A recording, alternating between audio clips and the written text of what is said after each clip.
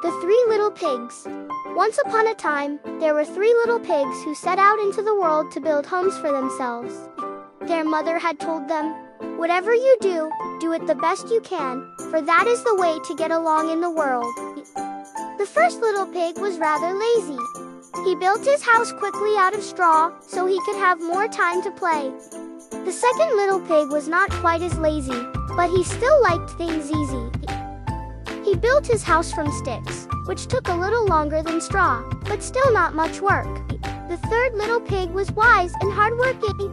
He built his house with bricks, carefully laying them one by one, making it strong and sturdy. The big bad wolf, not long after the pigs had finished their homes, along came a big bad wolf. He was hungry and wanted to eat the pigs. He went to the house of straw. Little pig, let me come in," he called. "Not by the hair of my chinny chin chin," replied the pig.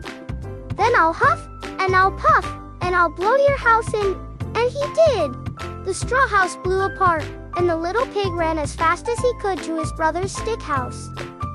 The wolf followed and came to the stick house. Little pigs, let me come in," he cried. "Not by the hair of our chinny chin chins," said the pigs.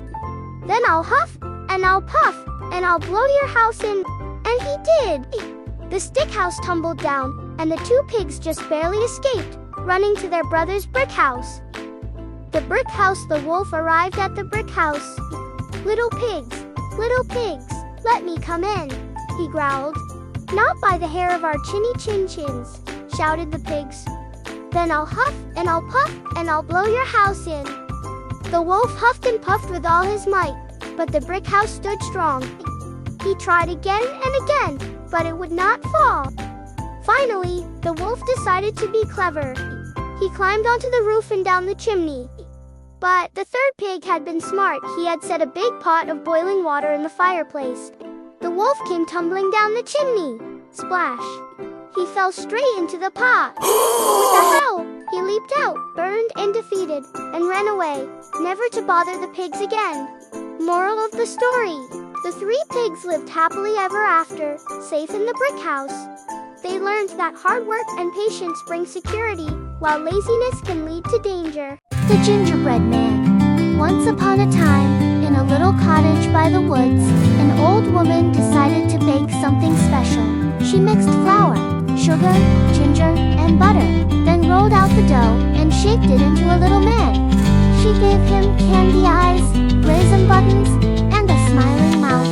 When she placed him in the oven and waited for him to bake, the cottage filled with a warm, sweet smell.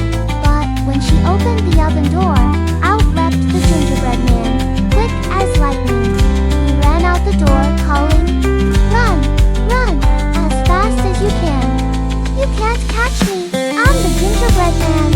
The old woman and her husband chased him, but he was far too fast. Down the lane, he met a cow who cried, "Stop, little man, you'll make a fine snack." But the gingerbread man only laughed and sang his rhyme again. Moral: overconfidence can lead to your downfall. The gingerbread man was too proud of being fast and clever, but his boasting made him careless. Beware of trusting strangers too easily.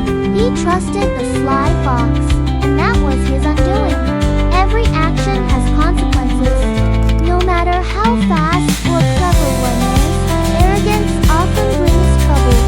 Next came a horse who tried to snatch him, then a group of farmhands, and even a hungry eagle then joined the chase, yet none could catch him.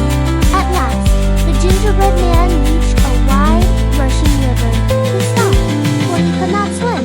Just then, a sly fox appeared and said, "Climb upon my tail, and I'll carry you across." Grateful,